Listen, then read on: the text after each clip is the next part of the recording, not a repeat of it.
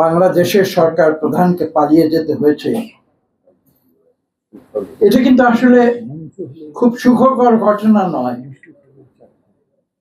সুখকর ঘটনা নয় এই কারণে যে এই ঘটনাতে কিন্তু বিশ্বের বুকে বাংলাদেশের সম্মান বৃদ্ধি পায়নি, সম্মান হানি হয়েছে।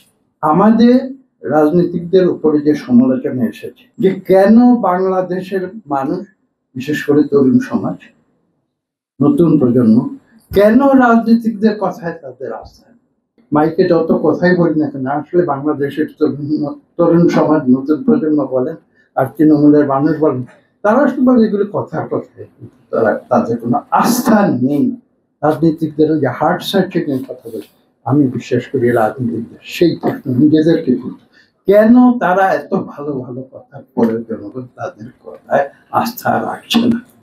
আমরা সবকিছু রিফর্ম করার সঙ্গে সঙ্গে আমরা নিজেরাও রিফর্ম হই, আমরা বাংলাদেশকে একটি সুন্দর দেশ হিসেবে আমরা গড়ে তুলি। আপনারা যদি এই দেশের মঙ্গল করতে চান, এই দেশের সুবিধা বঞ্চিত দরিদ্র মানুষের সেবা করেন, সেটাই হবে সবচেয়ে বড় পথ।